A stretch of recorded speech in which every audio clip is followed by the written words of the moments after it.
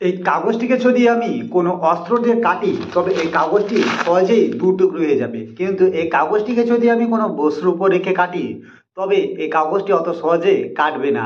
তবে আমি আজকে আপনাদের ওটা প্র্যাকটিক্যাল করে দেখাচ্ছি। তার জন্য আমি এই আলুটি নিয়ে নিচ্ছি। এই আলুর উপর যদি আমি কাগজটি রেখে কাটার চেষ্টা করি তবে কোনো প্রকারেই এই কাগজটি কাটবে না। আপনারা লক্ষ্য করুন, আমি একটা আলু দিয়ে দিয়েছি এবং এই কাগজটি এর উপর রেখে আমি যদি এই মুহূর্তে যদি কাটার চেষ্টা করি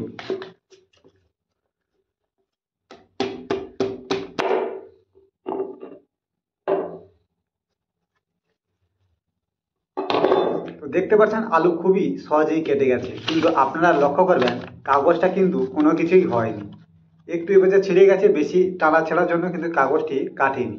কারণ এটা হচ্ছে মূলত আমি যে কাগজটি কাটার জন্য যে বলটি প্রয়োগ করছি তার ঠিক বিপরীতমুখী বল এই আলুটিও কাগজটির উপর প্রয়োগ করছে, যেটা নিউটনের সূত্রের উপর নির্ভর করে। দর্শক, আপনারা যদি প্রতিদিন এরকম ইন্টারেস্টিং ভিডিও পেতে চান তবে অবশ্যই আমাদের সঙ্গে জুড়ে সাবস্ক্রাইব করবেন। তবে চলুন আগে দিনে আপনাদের এরকম ইন্টারেস্টিং ভিডিও নিয়ে আসছি। Bye bye.